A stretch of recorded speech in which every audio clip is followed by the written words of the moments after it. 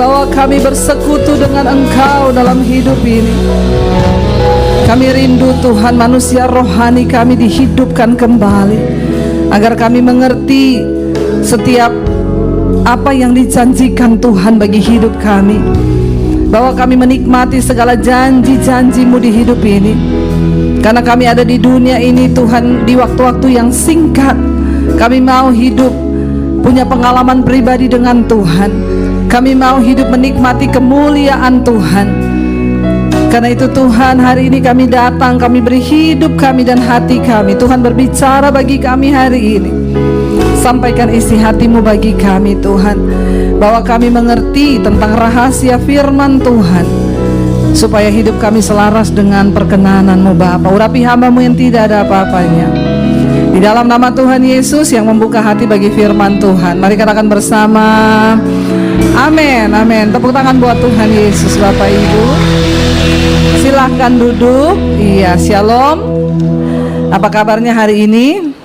Luar biasa. Walaupun ada masalah tetap luar biasa. Iya, Bapak Ibu, hari ini kita akan berbicara tentang sesuatu yang bagi saya juga luar biasa, karena saya 2 hari lalu baru pulang pelayanan dari Freeport ya, dan puji Tuhan saya bisa mendapatkan itu kasih karunia sih, karena bisa masuk ke Freeport tuh enggak sembarang orang toh. Biar saudara punya uang, kalau saudara nggak diundang sama Freeport nggak bisa masuk loh. Jadi jangan sombong jadi orang kaya ya, amin. Karena biar mau kaya, biar punya uang berapa, nggak diundang nggak bisa masuk ke sana. Ya, dan saya kemarin puji Tuhan dapat kesempatan masuk karena diundang pelayanan di sana, Natal Freeport. Dan ketika diundang, puji Tuhan, ya saya dapat kesempatan juga diajak, Ibu mau lihat tambang nggak ya? Maulah ya, udah sampai sana masa nggak lihat ya? Saya jalan, kita bisa lihat, bahkan saya dibawa ke kantor. Namanya itu main game ya. Jadi mereka itu di sana ternyata yang masuk ke bawah tanah, alat-alat berat itu bukan di-setir oleh manusia lagi, tapi sudah pakai robot semua, dan itu dikendalikan dari satu kantor pakai sistem kayak main game Bapak Ibu. Jadi saya coba ya, jadi ngeruk tambang itu pakai game di sini, pakai komputer, kruk dijatuhin emasnya, diangkut, ditaruh di kereta, nanti keretanya jalan, karena untuk meminimalis kecelakaan, banyak orang yang mati tertimbun di bawah tambang. Nah, saya tuh terkagum-kagum dengan proses dari emas itu. Waktu saya lihat, saya bilang, "Loh, itu kan batu-batu warnanya hitam, mana emasnya ya?" Dia bilang, "Oh, itu emasnya di dalam, Bu, enggak kelihatan." Karena bayangan kita tuh kan kalau lihat emas tuh langsung kuning gitu ya. Ingat loh, tidak semua yang kuning itu emas ya. Apalagi kalau di sungai ya. Jadi saya pikir, nah ini kayak yang saya pakai ini bukan emas loh Bapak Ibu ya. Jadi saya pikir, wah kalau bicara emas itu kuning mengkilat itu emas. Oh enggak Bu, justru batu-batu yang warna hitam itu yang banyak emasnya. Lalu saya tanya bagaimana prosesnya. Saya tuh terheran-heran pertama kali saya lihat saudara. Kita masuk dari Freeport tuh dari Jakarta, naik pesawatnya mereka ya, memang khusus pesawatnya Freeport. Sampai di sana dari Bandara Jakarta aja sudah pakai ID card ya, itu tanda bahwa kita ini memang diundang Freeport. Jadi saya tuh sampai bilang gini, kayaknya lebih gampang masuk surga daripada masuk Freeport ya. Susah loh Bapak Ibu. Lalu sampai di sana kita turun ya, nanti tunggu busnya, naik itu 3 jam pakai bus, kita kayak orang tahanan, tidak boleh lihat apa-apa, itu warna hitam semua, anti peluru ternyata. Ya, jadi sampai di sana saya itu cuma bilang sama suami saya gini, ih ini luar biasa banget loh, di tengah hutan, itu kan bener-bener hutan belantara itu, gunung-gunung. Pertanyaan saya, siapa yang tahu pertama itu ada emas di situ? Ya, tapi itulah ajaib Tuhan. Kenapa emas itu mahal? Pertama karena emas itu langka. Amin. Coba kalau di Tangerang itu gunung ada emas, saudara rame-rame ke situ enggak?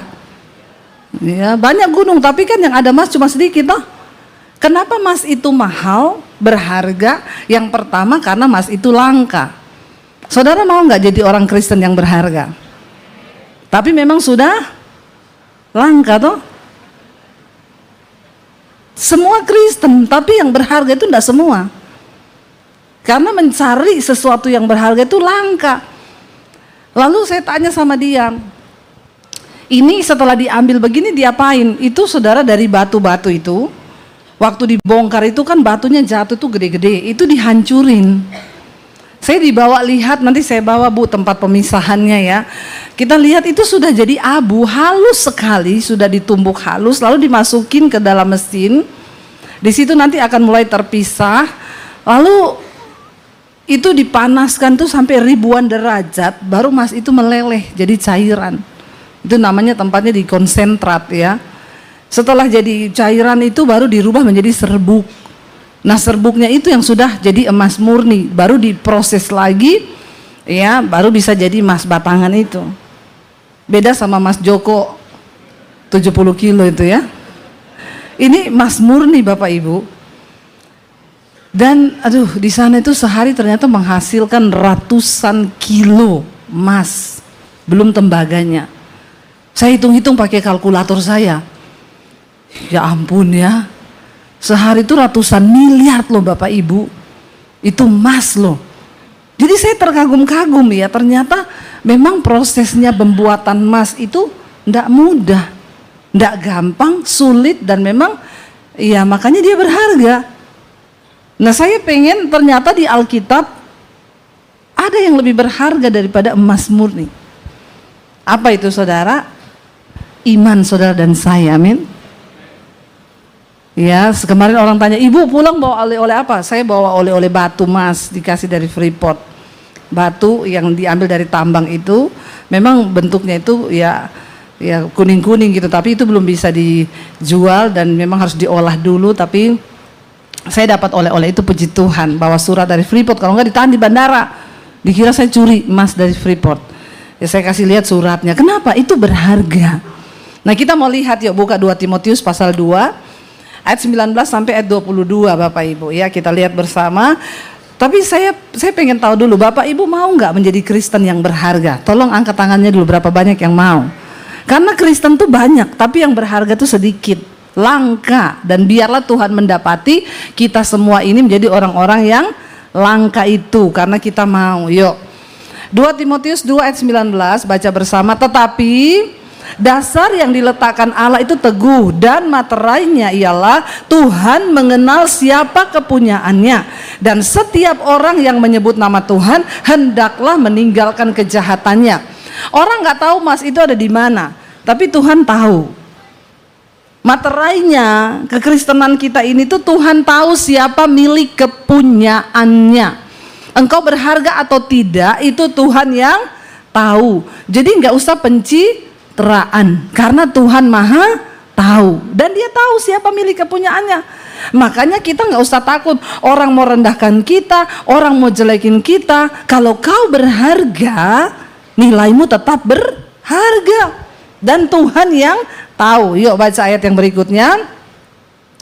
Dalam rumah yang besar bukan hanya terdapat perabot dari emas dan perak, melainkan juga dari kayu dan tanah. Yang pertama dipakai untuk maksud yang mulia, dan yang terakhir untuk maksud yang kurang mulia.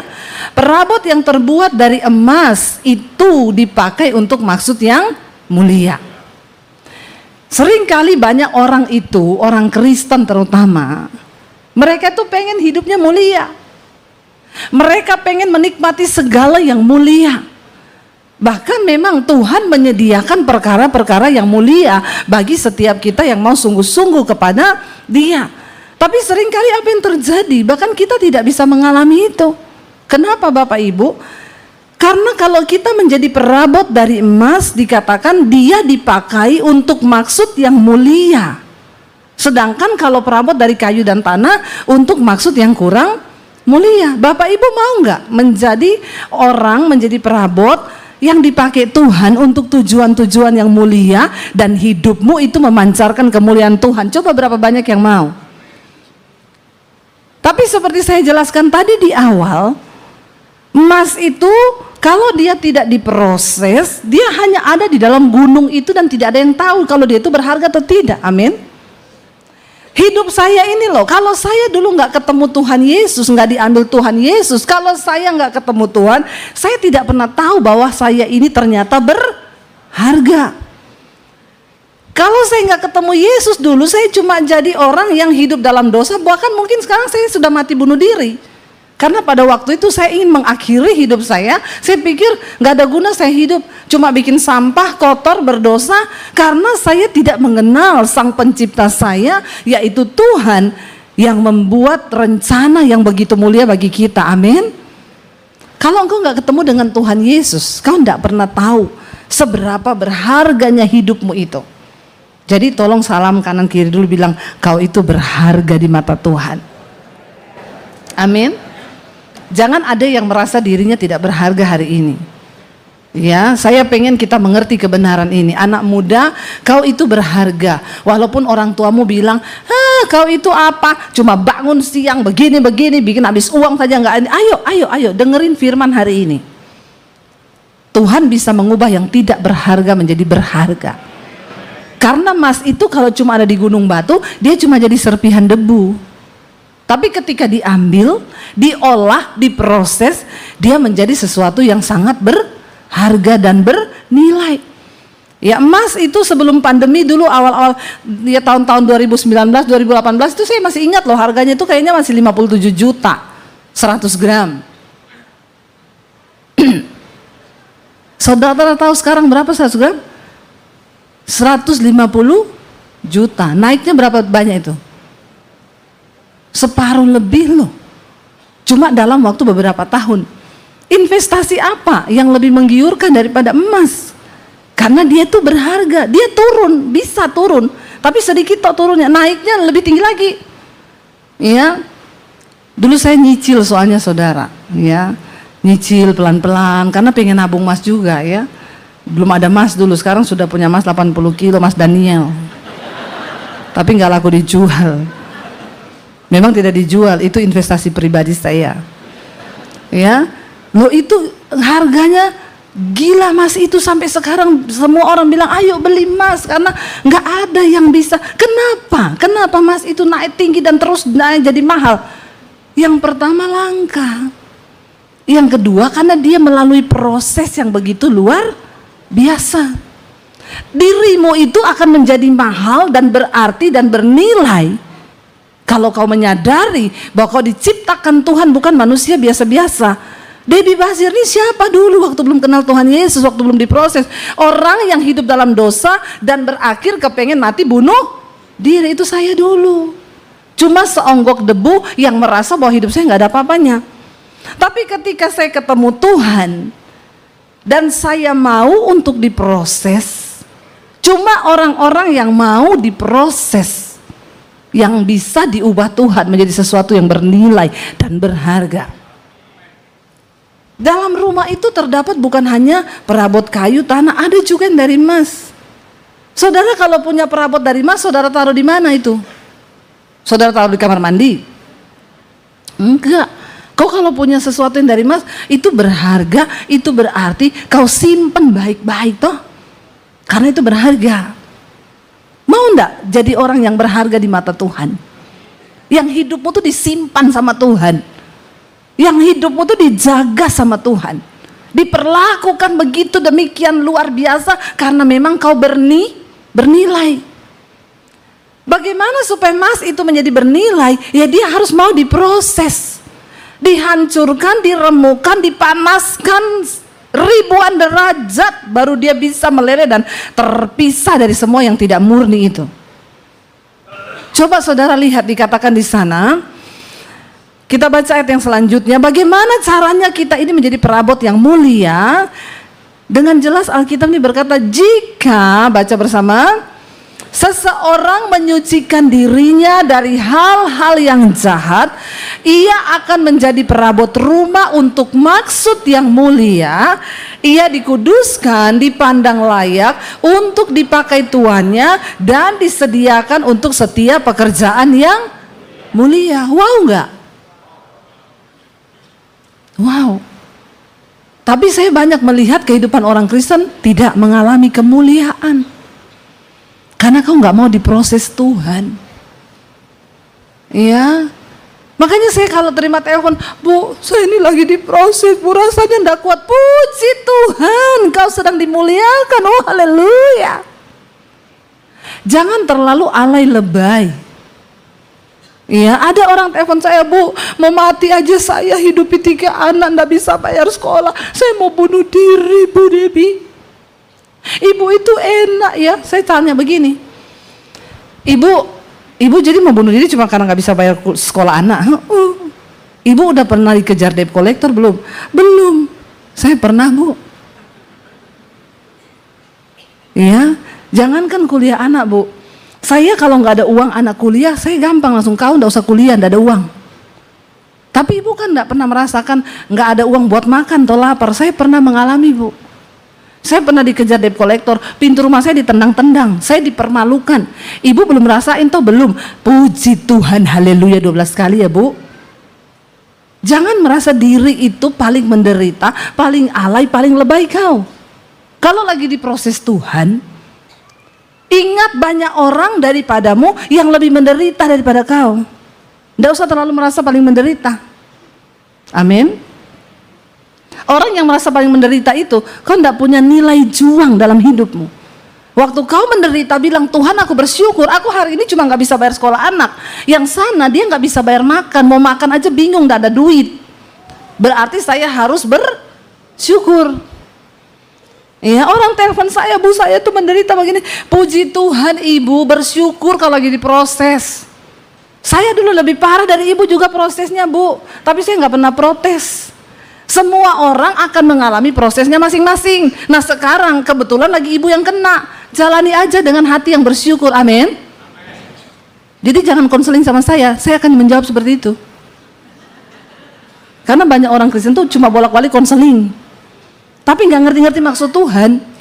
Ya, cuma bolak-balik konseling, ujung-ujungnya habis konseling, boleh nggak Bu bantu saya 10 juta aja, pret. Terkutuklah orang yang mengandalkan manusia. Duduk di kaki Tuhan, berdoa sama Tuhan, jangan pernah minta. Ya, saya dengan suami punya prinsip dulu waktu kami diproses, jangan pernah minta uang sama orang, pinjam uang sama orang. Karena waktu kau bertindak seperti itu, kau sudah tidak mempercayai Tuhan.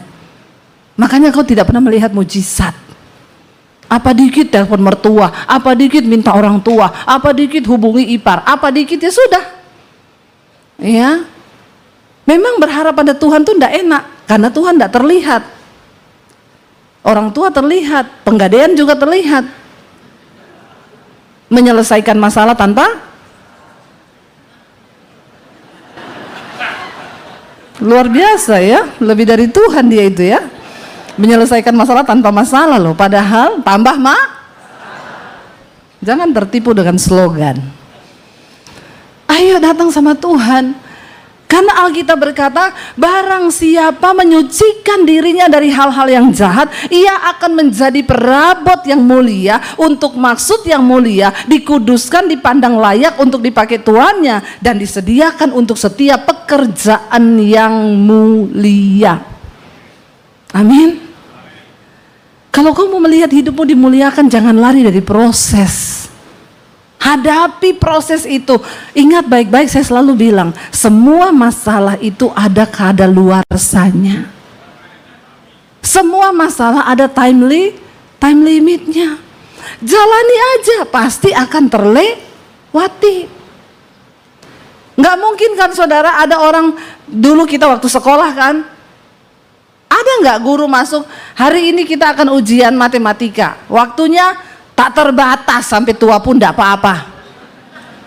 Tidak ada Bapak Ibu. Semua soal itu waktunya sesuai tingkat kesulitannya, benar nggak? Kenapa matematika soalnya lebih lama? Ya karena kan memang sulit toh. Ini dia udah duduk di situ ngapa ya? Belum habis waktu loh. Belum habis waktu kan? Biasa pemain musik ini mengintimidasi soalnya. Masih 30 menit. Ya. Jadi Bapak Ibu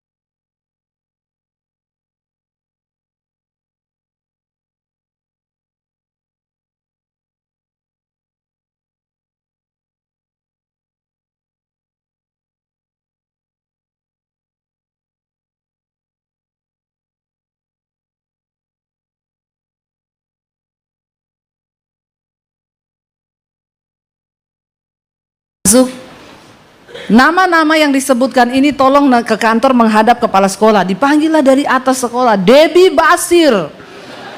Berlima kami.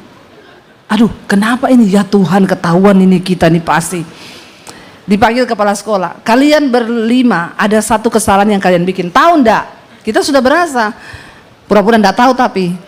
Iya Pak, ada apa ya? Ini polisi datang. Kamu ternyata tadi malam beli soal yang dibocorkan oleh saudara ini, dan dia sudah mengaku, dia sebutin nama-nama yang beli, dan kalian berlima termasuk di dalamnya. Jadi Pak, naik ke mobil patroli, hari ini kalian dibawa ke kantor polisi. Di depan sekolah, seluruh mata murid memandang, dan kami berlima naik ke mobil patroli yang terbuka itu loh Bapak Ibu. Kita naik di situ berlima, malunya setengah mati. Tapi sampai di kantor polisi saya dipanggil. Kamu bisa kasih jawaban.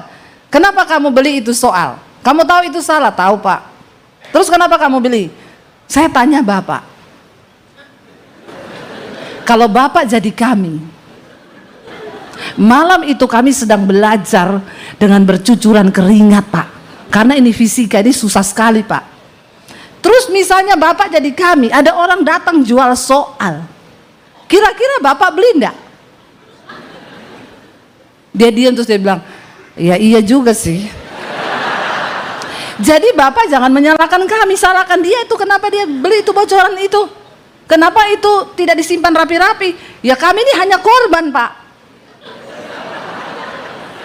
Saya dilawan Bapak Ibu. Akhirnya dibilang, ya sudah, tanda tangan sini, kalian pulang. Kita lolos hari itu pulang.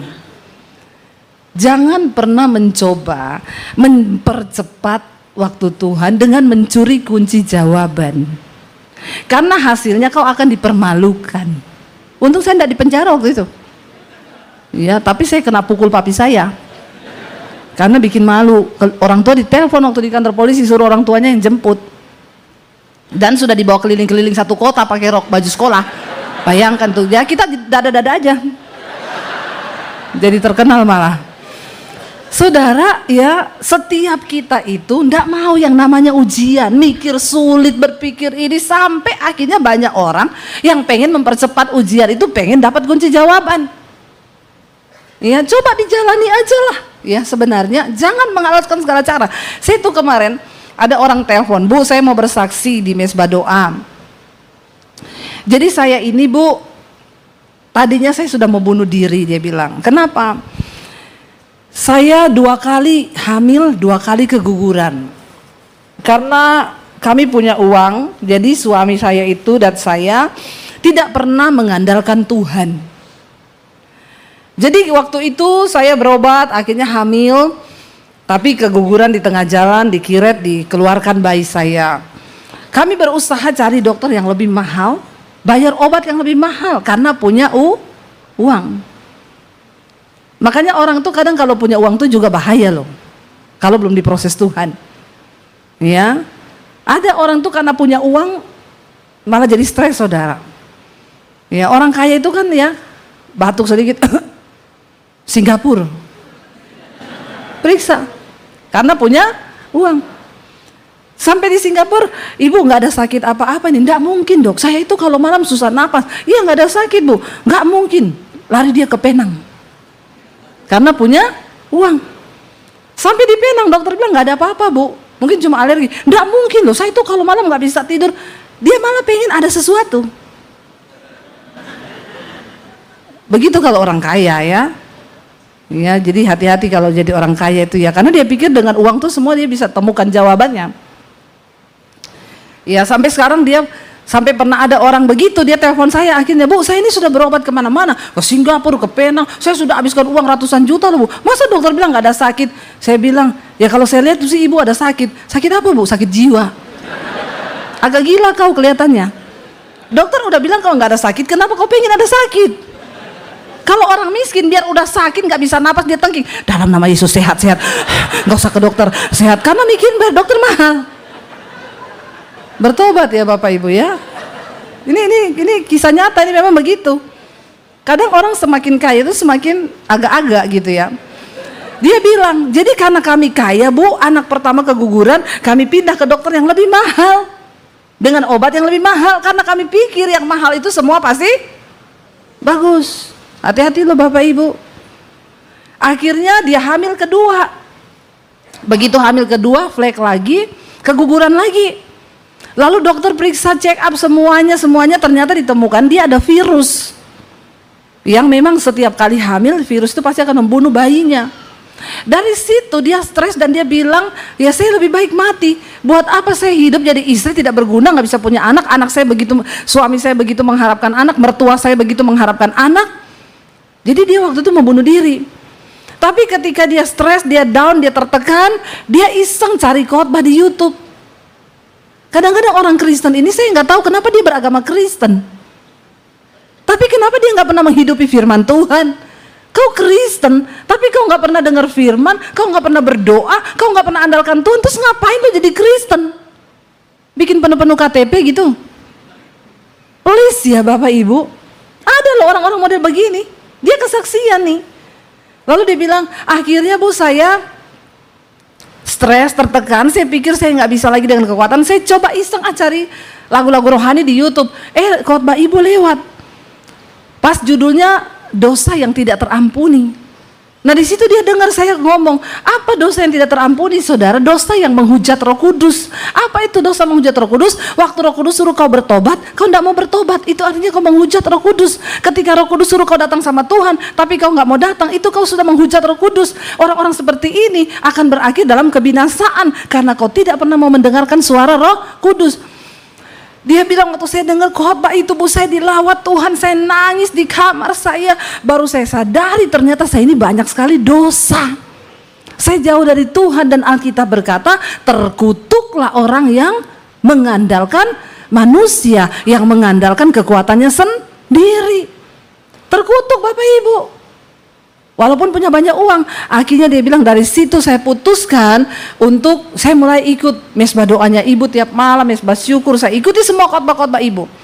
Dia bilang, Bu, dulu sebelum saya mengenal khotbah Ibu, saya itu pemarah, tukang tersinggung, tiap hari berantem sama suami, kalau berantem tuh 1 minggu nggak bicara. Nggak usah angkat tangan. Kalau ada yang begini di sini. Ya, jangan kau angkat tangan, nanti saya baptis ulang, saya rendam 20 menit kau. Buka mata langsung rumah Bapak di sorga ya. Mending tubuhnya binasa tapi jiwanya selamat. Tapi dia bilang, setelah saya dengerin khotbah Ibu, saya mulai berubah Bu. Banyak hal-hal cemar dalam diri saya, dalam iman saya yang tidak murni. Saya nangis minta ampun sama Tuhan. Dulu mana ada saya pernah minta maaf sama suami kalau saya salah. Sudah pasti saya yang salah, tapi saya tidak pernah mau minta maaf. Nggak punya kerendahan hati. Sekarang Bu, walaupun suami yang salah, saya tetap duluan berdamai. Saya nggak mau ribut lama-lama. Karena dia bilang, saya dengar khotbah Ibu berantem itu 5 menit cukup. Amin. Kalau jiwamu sehat, kalau imanmu murni, bisa 5 menit tok berantem. Setelah itu selesai. Kalau imanmu sehat loh. Tapi kalau kau dikuasai setan, ya enggak bisa. Jadi tolong di sini yang suami istri berantem lama-lama, ya kau bukan hamba Tuhan, ya kau hamba setan. Ya jujur aja kita ngomong. Karena hamba Tuhan itu orang yang nurut pada firman Tuhan. Firman Tuhan bilang kau jangan lama-lama marah. Lalu dia bilang dia mulai berubah. Ketika dia mulai berubah, dia dimurnikan imannya, suaminya juga berubah. Karena lihat, istriku kok berubah ya. Berubah itu nular. Sama dengan marah. Marah itu juga menular. Coba suami istri lihat-lihatan, bilang, marah itu nular loh. Cepat ngomong. Bilang kanan kirimu, marah itu menular loh. Makanya kau jangan menular-nularkan sesuatu yang buruk sama saya. Ya. Tapi pertobatan itu juga menular. Karena Alkitab bilang, 1 orang bertobat, seisi rumah akan diselamatkan. Lalu akhirnya Bapak Ibu, dia mulai berubah, suaminya berubah. Akhirnya sama-sama mereka ya dengar khotbah, ikut firman Tuhan. Lalu mereka sampai di satu titik ketika imannya dimurnikan, mereka ngomong apa? Kalau Tuhan beri kami anak, puji Tuhan, tidak ada yang mustahil bagi Tuhan. Tapi kalau Tuhan tidak beri, juga puji Tuhan. Tadinya kan marah, mau bunuh diri. Lalu mertuanya bilang begini, mama punya kenalan dukun. Ya, itu kalau keinginan tidak terlaksana maka dukun Jangan ya dek ya, jangan. Lalu akhirnya mamanya bilang, kamu cuma cukup minum air, lalu dia pegang perutmu, diurut sebentar pasti hamil, karena banyak yang begitu. Dia langsung tolak, enggak mah, saya enggak mau karena itu enggak berkenan sama Tuhan. Kehidupan berasal dari Tuhan, bukan dari dukun. Lalu sampai suaminya ikut meradang, ngomong ke mamanya, jangan ya, karena itu ya enggak boleh loh, itu enggak boleh begitu begini dan sebagainya. Akhirnya mereka berdoa kepada Tuhan, saudara. Ketika mereka berdoa, tiba-tiba tanpa mereka sadari mereka hanya melakukan firman, mereka dimurnikan, mereka berjalan dalam kehendak Tuhan. Tiba-tiba memang istrinya itu bilang gini, memang Bu, karena virus yang ada dalam kandungan saya itu membuat menstruasi saya tidak lancar. Kadang datang, kadang enggak, bahkan kadang cuma sedikit. Selama mereka bertobat, enggak berubah, tetap sama. Jadi dia tahu masih ada virus itu karena kadang mens, kadang enggak. Tapi tiba-tiba dia 1 bulan enggak mens. Lalu dia pergi periksa ke dokter. Dokter pun kaget, ternyata dia sudah hamil 4 minggu lebih, sudah sebulan lebih dia hamil. Dia enggak tahu. Tapi kemudian iblis mengintimidasi seperti yang lalu-lalu. Hamil bisa, tapi pasti keguguran. Lalu mereka mulai berdoa, karena saya setiap malam di Mesbah Doa itu kan berdoa, yang rindu punya keturunan, Tuhan bukakan kandungan yang tertutup, keturunan ilahi yang kau beri dalam kandungan. Mereka imani ini keturunan ilahi. Kalau Tuhan yang beri, maka anak ini pasti jadi, sebab kehidupan itu berasal dari Tuhan. Dalam perjalanan kehamilannya tetap terintimidasi, tiba-tiba flek. Setan ngomong, pasti gugur anakmu. Flek lagi seperti yang dulu. Mereka berdua tidak cari dokter mahal, nggak cari obat yang mahal. Mereka berlutut di kaki Tuhan dan berkata, kami percaya Tuhan, kehidupan itu berasal daripadamu. Bukan soal dokter hebat, bukan soal obat yang hebat, tapi semua karena kemurahan Tuhan. Lalu dia tadi malam saya bacakan kesaksiannya, dia bilang, Ibu, dan puji Tuhan, saat saya menulis kesaksian ini, anak kami sudah lahir sekarang berumur 4 bulan. Dan itu kehidupan yang dari Tuhan.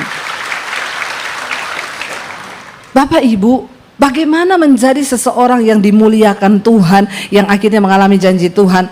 Coba kita lihat bersama di dalam 1 Petrus, buka 1 Petrus pasal yang ke-6. 1 Petrus pasal yang ke-6 mulai ayat 1 Petrus 1 ayat yang ke-6, maaf. 1 Petrus 1 ayat yang ke-6.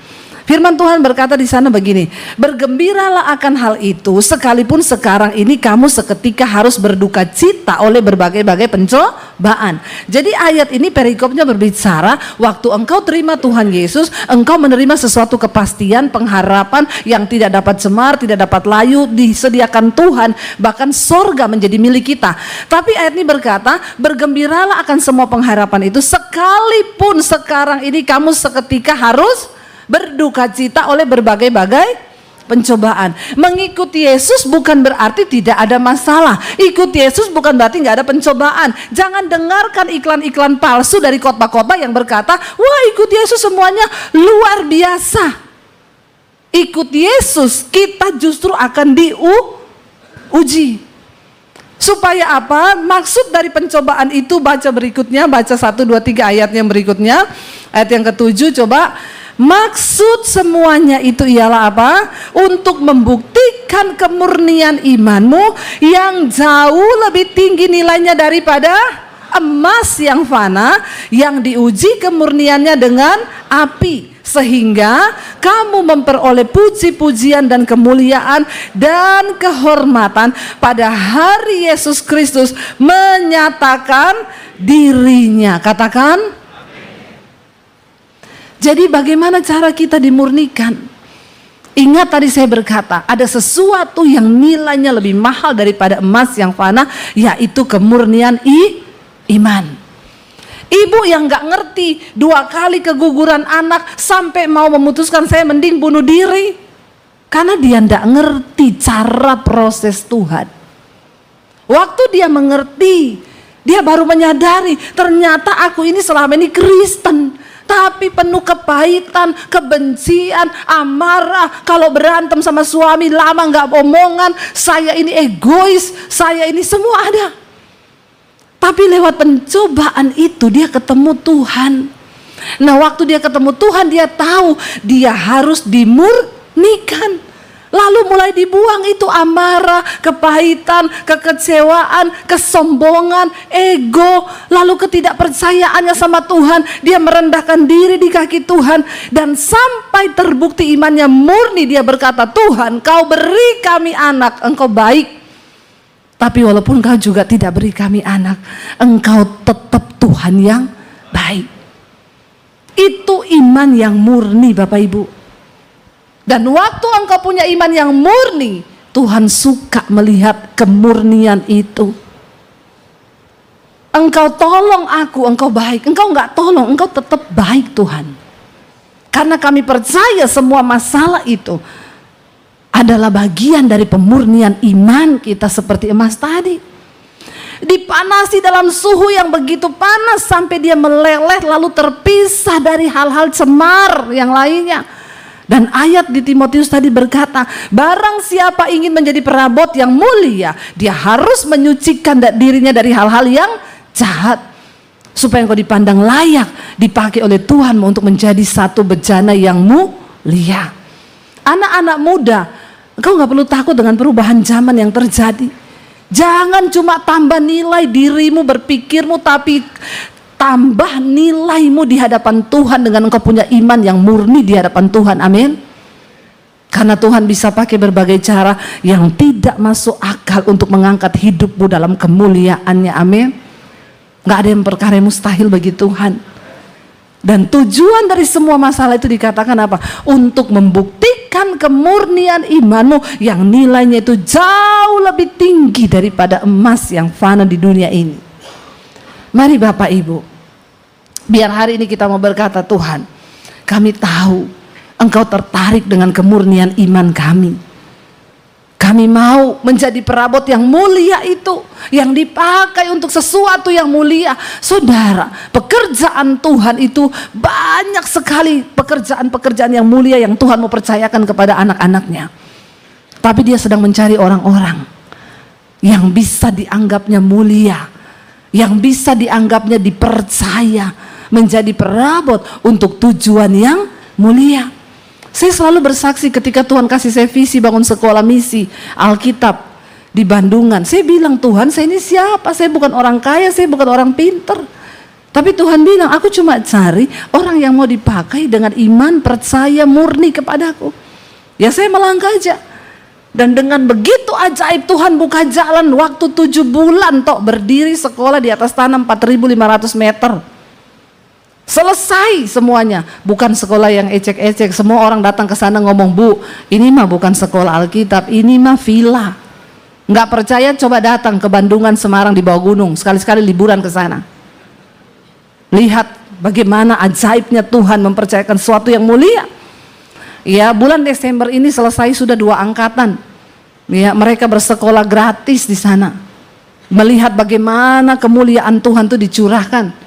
Ya, dan nanti bulan Januari kami sudah buka pendaftaran baru. Kalau ada anak-anak muda di sini dari Tangerang yang mau, ayo mendaftar. Yang tua-tua enggak usah, sudah tua kau sayang. Enggak usah daftar. Ya, karena ini yang mendaftar ini yang bisa dikirim untuk ke daerah-daerah. Ya, mereka yang sudah punya pelayanan kami kembalikan ke pelayanannya dari Papua, dari mana semua kami kembalikan. Tapi yang tidak ada pelayanan dan mau diutus, kenapa kami cari yang maksimal 35 tahun? Ya, sudah ada beberapa yang dikirim ke pedalaman Kalimantan di hutan untuk jadi guru-guru Kristen mengajar di sana. Apa yang Tuhan buat? Maka tadi saya bilang, siapa saya, Debbie Basir dulu tanpa Tuhan Yesus? Saya cuma seonggok debu yang mau mengakhiri hidup dengan bunuh diri. Tapi waktu saya ketemu Tuhan Sang Penjunan itu, Dia memproses hidup saya, dipisahkan semua hal-hal yang cemar dari hidup saya. Barulah setelah engkau dimurnikan Tuhan, dilihat imanmu benar-benar murni, bagi Tuhan mempercayakan pekerjaan-pekerjaan besar di tanganmu itu terlalu gampang. Dan saya mau bilang Bapak Ibu, please ayo bekerja sama dengan Tuhan. Karena sampai hari ini ada begitu banyak perkara mulia yang dia mau percayakan kepada anak-anaknya. Dan dia sedang mencari orang-orang yang mau dimurnikan. Tinggalkan segala dosamu. Yang hari ini selingkuh, bersinah, najis. Yang homo, yang lesbi, yang terikat dengan film porno, yang kepahitan, yang marah-marah, ayo buang semua hal yang tidak berkenan itu. Biar kita ini dipisahkan.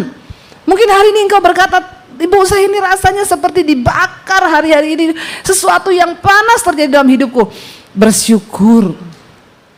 Karena Alkitab berkata Tuhan itu menyesah, menghajar orang-orang yang dikasihinya, yang dianggapnya anak. Makanya kalau ada orang datang sama saya, Bu, saya ini lagi dalam masalah berat banget. Puji Tuhan, berarti kau dianggap anak. Justru kalau kau tidak ada masalah dalam hidupmu, itu hati-hati Bapak Ibu. Orang yang dikasihi Tuhan akan diproses Tuhan. Cuma satu, agar Tuhan mau semua yang tidak murni itu keluar dari hidup kita. Pemanasan menyebabkan emas murni itu meleleh dan dia terpisah dari semua hal-hal yang bukan emas. Tuhan sedang mencari kemurnian hari-hari ini. Kita bangkit berdiri bersama, kita mau katakan di hadapan Tuhan, kami mau seperti-Mu Yesus, disempurnakan selalu. Ubah hidup kami, bentuk hidup kami Tuhan, sempurnakan iman kami, supaya kami menjadi orang-orang yang sungguh-sungguh dalam perkenanan Tuhan, dan hidup kami boleh dipakai untuk hal-hal yang mulia. Angkat tanganmu kepada Tuhan Bapak Ibu, katakan di hadapan Tuhan hari ini, terima kasih Bapa. Katakan, ku mau seperti-Mu Yesus. Bersyukurlah kalau hari-hari ini engkau sedang dibentuk oleh Tuhan. Bahkan mungkin engkau berkata, Tuhan, rasanya begitu berat.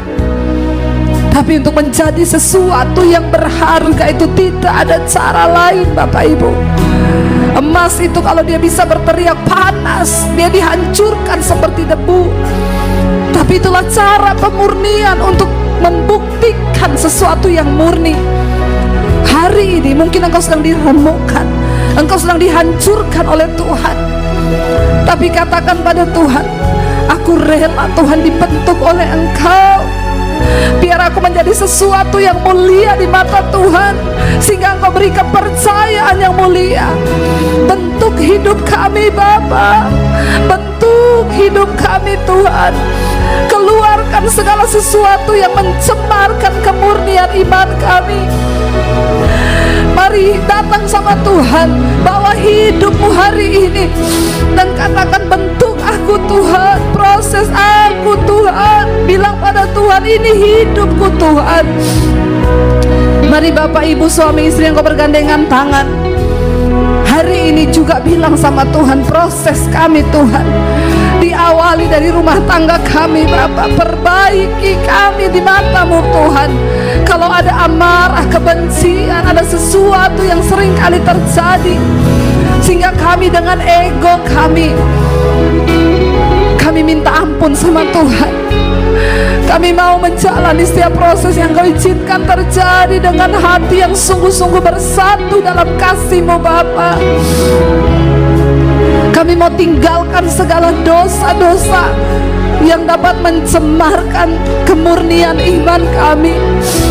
Ampuni kami Tuhan, bawa rumah tangga kami semakin berkenan di mata Tuhan, agar anak cucu kami boleh melihat teladan iman, kemurnian itu dari hidup kami. Datang pada Tuhan hari ini saudara, dia meremukkan, dia mengasihi engkau, karena dia ingin sesuatu yang berharga keluar dari diri. Nilainya lebih berharga dari emas yang fana. Katakan di hadapan Tuhan sekali lagi, ku mau seperti-Mu Yesus.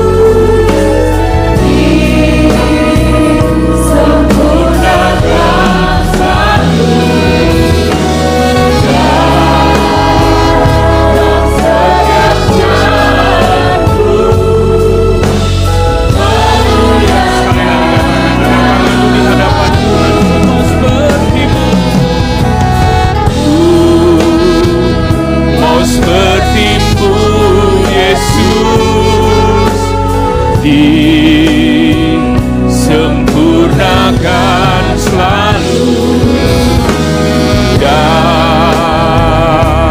segenap jalanku, memuliakan nama-Mu. Kami bersyukur Tuhan, kami sungguh diingatkan bahwa kami Tuhan, iman kami semurni emas yang murni Tuhan.